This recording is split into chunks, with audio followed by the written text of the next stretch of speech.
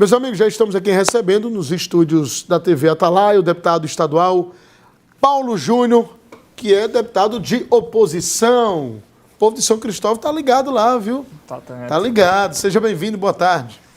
Boa tarde, meu amigo Foca, boa tarde a todos os que nos assistem aqui através da TV Atalaia. Primeiramente, Foca, parabenizar você por esse novo programa, né, na grade aqui da televisão sergipana, né, você que vem fazendo um sucesso, tanto no rádio e agora na TV, né, utilizando os meios de comunicação para dar espaço para discutirmos sobre a situação política, apresentarmos uma prestação de contas para aqueles que são políticos e exercem cargos eletivos, do desempenho e desenvolvimento do mandato, como também fazer os seus posicionamentos críticos, que isso faz parte também do processo democrático e do bom jornalismo. Então, parabéns por esse novo programa aqui, que eu tenho certeza que vai contribuir muito para a formação política e das notícias atualizadas aqui no nosso estado. E agradecer o convite para estrear também nessa banca, sendo entrevistado, onde a gente vai discutir alguns pontos, tenho certeza que tanto sobre São Cristóvão quanto da nossa atuação na Assembleia, como também discutir sobre a política atual. Vamos falar sobre os ônibus elétricos da prefeita Emília. O senhor lá atrás, ainda como pré-candidato a deputado estadual, o senhor sempre falou a respeito do consórcio da Grande Aracaju. Esse consórcio que foi criado em 2015, se eu não me engano, e que, na verdade, ele não era ativado, nunca foi ativado. E foi ativado no ano passado, pelo ex-prefeito Edivaldo Nogueira, se eu não me engano, final de 2023. E depois disso, começou a se falar justamente uma mudança completa da frota com a licitação. Houve uma licitação, foi motivo de muita polêmica, mas o senhor que também está inteirado dessa pauta do transporte público, com essa decisão agora da prefeita Emília Correia, com as outras decisões ao longo dos últimos 6 meses e também com o incremento agora, com a chegada agora das outras cidades, São Cristóvão, Nossa Senhora do Socorro e Barra dos Coqueiros, como é que o senhor avalia o transporte público e as decisões da prefeita? Veja, Foca, como você bem mencionou aí, o transporte público sempre foi uma das bandeiras, né, desde a nossa pré-campanha. Assim que assumimos o mandato, em 2023, nós fizemos várias intercessões na Assembleia Legislativa, cobrando a instalação do consórcio, porque o consórcio estava criado desde 2015, né, tinha uma autorização legal para a sua criação, mas infelizmente não tinha sido ainda instituído, né. Foi quando nós provocamos uma audiência pública na Assembleia, mobilizamos vereadores, os prefeitos aqui da Grande Aracaju. Em seguida, o então prefeito Edivaldo Nogueira, convocou os prefeitos da região metropolitana da Grande Aracaju, né, compreendida pelos 4 municípios, e ali iniciou a instalação do consórcio e ali fez um planejamento para, após a formação e discussão de como seria o funcionamento do consórcio, ser discutido através do resultado de uma consultoria que a Prefeitura de Aracaju iria realizar, o lançamento do edital de licitação. E assim, nós continuamos acompanhando todo o andamento e as reuniões, as deliberações do consórcio até 31 de dezembro de 2024. Fizemos diversas críticas, tanto ao prefeito Edivaldo enquanto presidente do consórcio, como também ao ex-superintendente da SMTT, que era o diretor executivo, mas no intuito de aprimorar, no intuito de contribuir, né, com algumas sugestões, com algo, né, que estava sendo desenvolvido.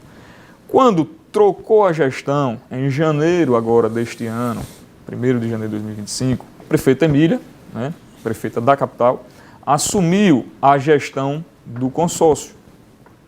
E aí nós ficamos assim, atentos a alguns movimentos que estavam sendo tomados, algumas decisões que estavam sendo tomadas, né, pela prefeita Emília, né, e algumas vezes pontuei isso na Assembleia Legislativa. O senhor, inclusive, foi crítico em alguns momentos, né, cobrou também da prefeita Emília, como o senhor cobra também do governador, né? Sim. Veja, hoje você rodou uma matéria aqui sobre a entrega dos ônibus elétricos.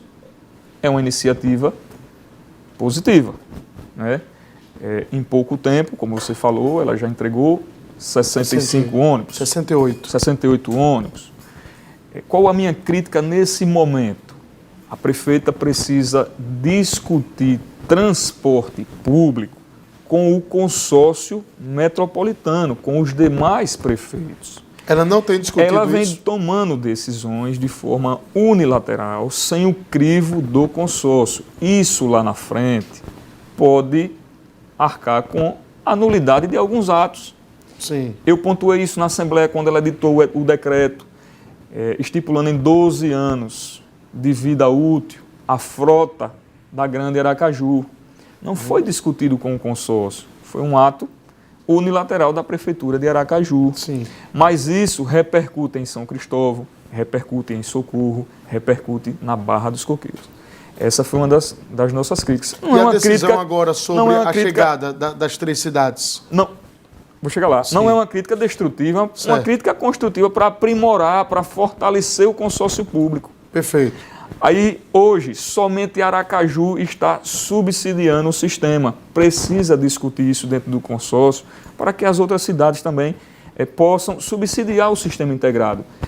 Por exemplo, a Prefeitura de São Cristóvão, o prefeito Marcos, ele preparou toda a lei orçamentária de 2025 já com a rúbrica no orçamento para a possibilidade de subsídio ao sistema integrado. Eu já ia perguntar ao senhor com relação à dotação orçamentária. Os vereadores agora, esse início de mandato de julho, vocês estão preparando também para o próximo ano? Para ter de isso 2024 para a lei orçamentária de 2025 já tinha a previsão orçamentária para o aporte de subsídio. Porém, eles estão aguardando a conclusão de como ficará a licitação, se realmente a Justiça, juntamente com o consórcio, será deliberado pelo cancelamento do contrato, pelo distrato do contrato, porque já existe um contrato assinado, né, entre o consórcio e as duas empresas que venceram, ou se será deflagrado um novo processo licitatório, né, que é o que a prefeita, particularmente respondendo por Aracaju, tem defendido, né? Nesse quesito aí, São Cristóvão, na parte legal, se preparou, tem a previsão orçamentária, discutiu isso na Câmara de Vereadores quanto à questão do subsídio. Ainda não está fazendo o aporte, porque está aguardando a conclusão, o desfecho sobre essa situação. Como vai ser executado o contrato que foi assinado entre as empresas e o consórcio, ou será feito o distrato e deflagrado um novo processo licitatório? Hoje, a Atalaia opera em 60% da frota de São Cristóvão e 40% hoje está com a viação ARS, né? Que é mais compreendida dos ônibus ali na grande Rosa Elze. Então, a gente precisa discutir com os municípios também a forma de subsídio, porque se continuar da forma que está, Foca, vai ser sempre como foi hoje. Ela adquire ônibus da frota para Aracaju, pega 15, 20 ônibus novos que classificam como geladinho e distribui para os municípios. Mas a partir do momento que os municípios passam a subsidiar, eles têm o mesmo direito de adquirir ou de cobrar às empresas a renovação da frota paulatinamente. Mas a solução disso tudo, deputado, deve ser com a licitação. Com a licitação, perfeito. É a licitação que vai resolver de uma vez por todas essa questão, né? Aí eu vou chegar nesse episódio, nesse evento de hoje. Iniciativa boa, está entregando 15 ônibus para a frota do transporte coletivo aqui da Grande Aracaju. Falou-se em integração, falou-se em outros municípios, mas nós não vimos um prefeito ali, a não ser ela. Essa é a crítica que o senhor faz. A prefeita Emília falou que São Cristóvão, Socorro, Barra, mas nenhum dos 3 prefeitos... Foca, se eu vou anunciar... Nenhum foi convidado? Não, deve ter sido convidado. Eu acho que faltou mobilização, né? Eu disse, olha, irei entregar 15 ônibus, mas também vou colocar mais 20 ônibus para distribuir entre os 3 municípios. É importante a participação de vocês. Eu acho que Veja, eu não conversei com nenhum prefeito, não. Mas Veja, se ela convidou e os Mas se eu sou prefeito foram... de minha cidade e a prefeita diz, eu vou anunciar a entrega de 15 ônibus e vai chegar ônibus novo para a sua cidade, o prefeito não ir. Então, veja, se ela convidou e os prefeitos não foram, aí é ruim e fica manchado a imagem do prefeito, né, dos prefeitos. Agora, se ela não convidou, realmente... Veja, o convite, Foca, pode até ter surgido. Certo. Um secretário, um cerimonial, liga, convida, então manda uma mensagem, manda um e-mail. Convite formal pode ter acontecido. Mas veja, a importância do ato hoje, está entregando 15 ônibus elétricos para o sistema e vai distribuir, acredito eu, mais 15 geladinhos, né, como foi dito aí, pelo que eu entendi, para as 3 cidades que compõem a região metropolitana. E não tem um prefeito da região metropolitana participando do evento. Veja, não se apegue apenas ao fato do convite, mas à questão da mobilização. Sabe por quê? Porque não está sendo discutido isso no consórcio. O consórcio tem se reunido? Tem se reunido. Mas não os prefeitos. Quanto a essa questão de reuniões periódicas, eu acho até a gestão dela mais proativa do que a de Edivaldo. Agora sim, o teor do que se debate nas reuniões é que eu não tenho acompanhado, porque eu não tô participando. Mas essas reuniões na verdade, com os representantes de cada superintendência de trânsito ou com os prefeitos? Mas quando o prefeito não pode ir, ele tem que editar um decreto indicando quem vai representá-lo nas reuniões, né? É assim que está estabelecido lá no Estatuto, né? Deputado, sobre as demissões em massa da Secretaria de Estado da Saúde, como é que o senhor tem observado isso? Na verdade, uma decisão unilateral da Secretaria de Estado da Saúde ou a Justiça realmente está obrigando o governo a tomar essa decisão? Veja, Foca, começou com a provocação de um Ministério Público Federal, né, juntamente com o Ministério Público de Contas e o Ministério Público Estadual, questionando o vínculo desses servidores, né? São servidores que realizaram processo seletivo em 2009, 2013, 2014, ou seja, pelo correto, todo processo seletivo é de validade de 1 ano, prorrogável por mais 1. E eles se mantiveram no serviço público até agora, então o Ministério Público estava questionando esse vínculo. Foi feito um acordo de que haveria a demissão desses servidores, desses funcionários, após a realização do concurso público. Só que ficou pactuado que seria a partir de 1º de julho. Só que o concurso foi realizado, mas ainda não foi nem homologado, nem convocado os aprovados. Nós fomos procurados pelos representantes dos sindicatos, relatando a situação. Todos os deputados da base oposicionista pontuou isso na Assembleia Legislativa, manifestando a solidariedade aos servidores, como também, né, preocupado com a situação, porque são 1.145 servidores. E cobramos do governo alguma posição quanto a isso.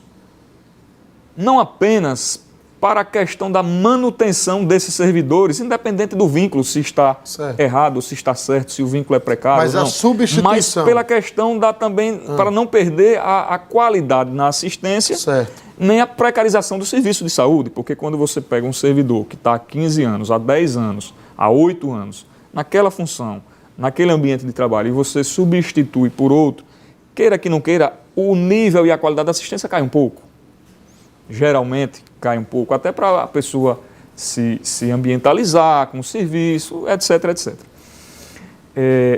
E numa audiência que nós participamos recentemente no Ministério Público Federal, o Ministério Público deu a sugestão de que, vamos suspender essas demissões até a convocação dos aprovados no concurso. Se você está convocando 845, você vai demitir 845 dentro daqueles 1.145 que está lá do processo seletivo. E essa diferença a gente precisa discutir se mantém esses até um próximo concurso ou até a realização de um novo processo seletivo, ou se vocês chamam pelo processo seletivo que está vigente que vai até o dia 16 de agosto, ou o governo tem autorização legislativa através da Assembleia Legislativa, com o nosso voto contrário, claro, para fazer contratualização através das OS. Certo. Só que o sindicato alega o seguinte, que, por exemplo, eles estão demitindo 145 técnicos de enfermagem. Esse número é hipotético, mas no concurso só prevê 18. Então, de 18 para 145, esse 100 e pouco será preenchido de que forma? Se o processo seletivo vence, o vigente vence até 16 de agosto. Então, são essas discussões que está deixando todos os funcionários que estão nessa situação numa insegurança, preocupados, e a nossa atuação enquanto deputado, eu sempre prezo isso. Se o vínculo está sendo mantido de forma errada, precisa ser corrigido. O que nós estamos defendendo é o seguinte: vamos manter até o chamamento dos aprovados do concurso público, mas para também não perder a qualidade na assistência do serviço que está sendo ofertado à população e não precarizar o serviço de saúde, que você sabe como está muito, como é aqui no estado de Sergipe. E como é que o Ministério Público de Contas, como é que eles se comportam diante dessa posição do sindicato? Até a última reunião que eu participei na sede do Ministério Público Federal, foi essa sugestão que o Ministério Público Federal ia apresentar nos autos do processo para aguardar a homologação do juiz. A fundação só aceita manter o vínculo daqueles que está prevista a vaga para convocação no concurso. Por exemplo, ela só aceita, tem 845 vagas, eu só aceito manter o vínculo dessas 845 vagas distribuídas nessas funções. Entendi. E o restante seria, qual era a opção do sindicato? Aí o sindicato, ele defende a manutenção. Mil e quanto? 1.145. 800 e quanto do 840, parece. 840. Então, o restante ali seria, 300. Na verdade, seriam os mesmos contratados? A fundação, pelo que eu entendi, vai fazer o chamamento através do processo seletivo. E vai demitir aqueles que possuem os vínculos mais antigos. Né? Entendi, certo, perfeito. Então, essa é a posição do sindicato, né? O sindicato quer manter, né? Sim, quer manter tudo, né? Tudo. Bom, vamos aguardar agora a posição, né? O Ministério Público vai colocar nos autos, o governo do Estado deve se posicionar mediante a posição do Judiciário, né? O Judiciário que vai decidir. O Estado deve apresentar as suas razões, né, nos autos do processo. O Ministério Público Federal vai apresentar essa sugestão que eu lhe dei, juntamente com os sindicatos.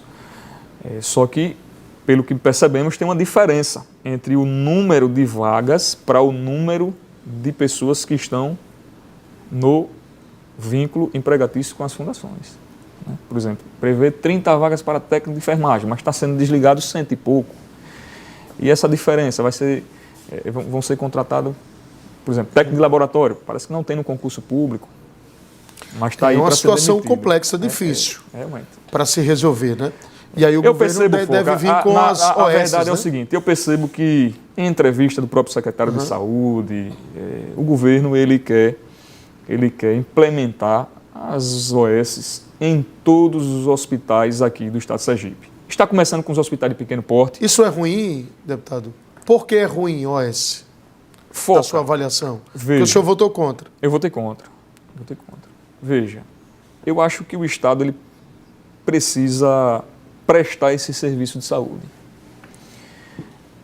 Eu acho que o custo ele fica um pouco elevado.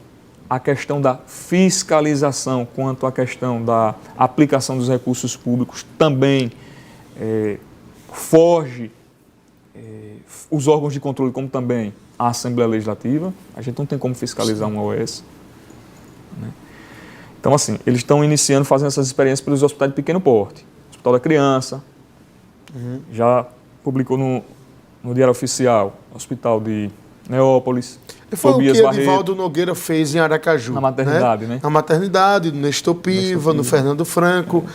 Na verdade, para deixar claro para a população, para as pessoas que estão nos acompanhando, é o seguinte: o que Ele é pega a OS? estrutura física A estrutura do hospital e entrega passa para uma empresa. Para uma organização social, uma empresa de iniciativa privada, Então, administrar tanto o pessoal quanto também a manutenção com os matmédios, né? Certo. Então, o governo do estado ou a prefeitura vai lá, contrata essa empresa, a empresa gerencia o hospital como um todo e o governo, na verdade, tira o dele da reta ali, né?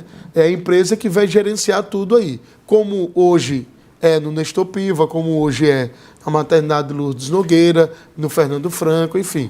O que é que vai acontecer? Esses servidores da saúde, né?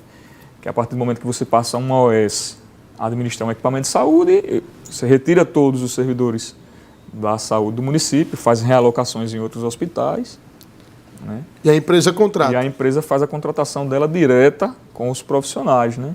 Então, assim, Mas ela pode também absorver alguns desses pode. da fundação, Não que tem experiência. Não né? é proibido. Né? Sim, não é proibido. como a Iguá fez agora com a Desel, né? Sim. Alguns servidores, 600 servidores, se eu não me engano. Então a ideia do Desel. governo, Foca, eu percebo que é fazer essa experiência através desses hospitais de pequeno porte do interior do estado, depois avançar para os regionais, Propriá, Glória, Estância, Itabaiana, e depois, não sei, também não duvido, chegar no uso. no USE. Né? Vem aqui para o Hospital Regional do Socorro, ou faz toda a seção para as OS dos hospitais regionais e fica apenas administrando o USE. Pode ser também Veja, a população tem que fazer refletir sobre isso, viu, deputado? Vamos deixar uma provocação aqui. Você acha que o atendimento no Nestor Piva era melhor antes ou depois? Era melhor antes da chegada da OS, da empresa que gerencia, ou depois? Bom, a população que vai dizer. Veja, cada local, cada localidade tem sua particularidade. Claro, é evidente. Né? Por exemplo, a gente não pode comparar uma OS administrando a maternidade Lourdes Nogueira com a OS que está administrando o Nestor Piva. Né? São... cada um... Mas assim, o objeto é o mesmo. É uma OS que está administrando. É um modelo, né? Mas, assim, com foco na sua pergunta, você gostava mais dessa forma ou dessa forma? Mas, por exemplo, tem boas iniciativas, né? E tem outras que são péssimas gestões. Sim. Como foi em várias localidades, várias unidades de saúde espalhadas pelo Brasil. Tem cases de sucesso, mas também tem outros que não. Fracassos, né? Enfim. Eu acho que é algo inseguro ainda. Entendi. Assim.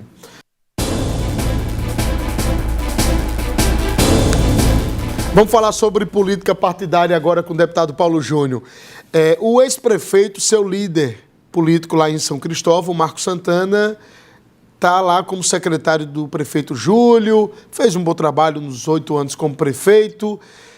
Há possibilidade de Marcos disputar as eleições no próximo ano para algum cargo, na sua opinião?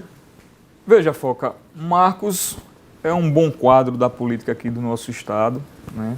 Saiu da administração municipal de São Cristóvão com mais de 77% de aprovação de gestão. Foi o único prefeito da Grande Aracaju que conseguiu fazer o seu sucessor, né? Então isso demonstra o reconhecimento do povo de São Cristóvão com o nosso grupo político, né, liderado pelo prefeito Marcos, como também o trabalho da gestão que ele desempenhou durante esses 8 anos nesse projeto de reconstrução da nossa cidade. Então, há possibilidade de uma dobradinha entre o senhor e Marcos Santana, o senhor para estadual, Marcos para federal?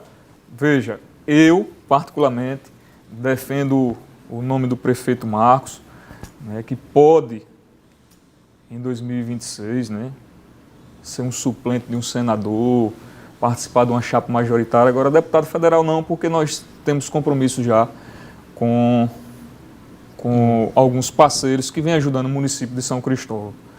Então, essa possibilidade de Marcos disputar o cargo de deputado federal, o mandato de deputado federal, está descartado.